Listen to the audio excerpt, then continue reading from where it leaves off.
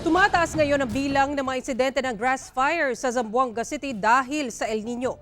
Habang umabot na sa 250 million pesos ang danyo sa agrikultura sa Western Visayas dahil sa mainit na panahon.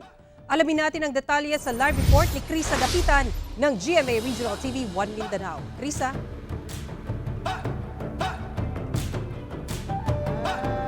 Saraliban sa tumataas na kaso ng grass fire, ramdam din ng BFP Zamboanga ang kakulangan ng supply ng tubig. Samantala, dry spell condition posibleng maranasan sa buong Western Visayas sa katapusan ng Marso ayon yan sa Pag-asa. Sa tala ng Zamboanga City Fire District, umakyat na sa 35 ang insidente ng grass fire mula January hanggang February 2024 sa Zamboanga City. Mas mataas ito kumpara sa dalawang insidente na naitala noong January hanggang February 2023. Kaya naman, ikinaalarma na ito ng mga otoridad. Ayon sa ZCFD, karaniwang sanhi ng grass fire ay ang simpleng pagsusunog ng mga basura sa damuhan na tuyong-tuyo dahil sa mainit na panahon.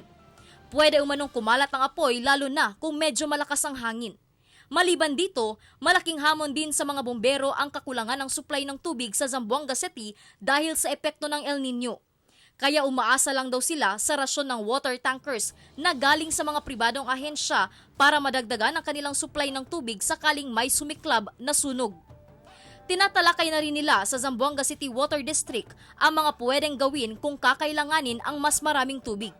We have also coordinated with Water District regarding worst case scenario, wala ng tubig. We have proposed production well, hindi na ginagamit. So, pwede namin gamitin yun, pero kailangan pa po ng mga equipment. Nagawa po yung production well for BFP lang po ang makakagamit nun. According to Water District, hindi mauubusan ng tubig. 3 buwan nang nararamdaman sa ilang lugar sa Western Visayas ang matinding init ng panahon o dry spell.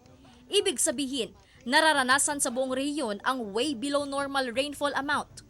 Sa datos na isinumite ng Department of Agriculture sa Office of Civil Defense 6, umabot sa 6,675 na magsasaka at mangingisda ang apektado na ang hanapbuhay dahil sa epekto ng El Nino. Ang halaga naman na nawala sa produksyon ng mga magsasaka at mangingisda ay umabot na sa mahigit 250 million pesos. Pinakaapektado ang mga probinsya ng Iloilo, Antique at Negros Occidental. So for the province of Iloilo,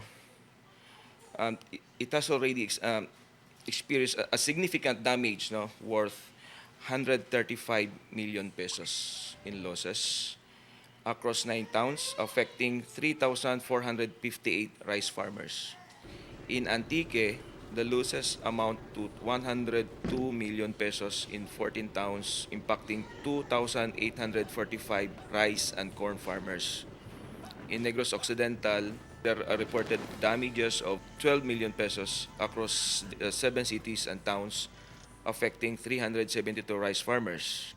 Dahil sa malawakang epekto dulot ng El Nino, maaring magdeklara ng state of calamity ang isang LGU ayon sa OCD6. We have parameters for that.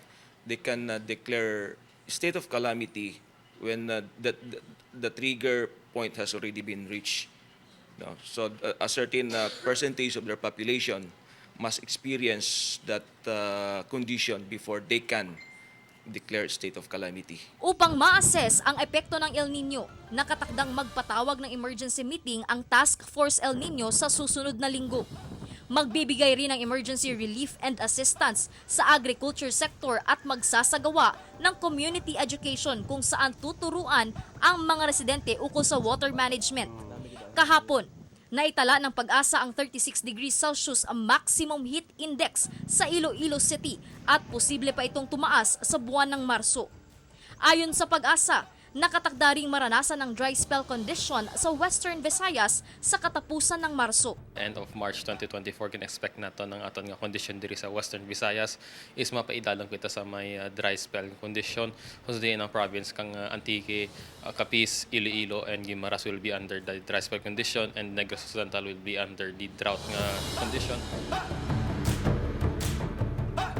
Sara, patuloy ang ating panawagan sa ating mga kapuso na apektado ng El Nino na importante ding panatilihin nating hydrated ang ating mga katawan at mas magdoble ingat tayo ngayon dahil mas mataas ang tsansa ng sunog ayon yan sa BFP. Sara. Okay, maraming salamat Krisa Dapitan ng GMA Regional TV 1 Mindanao.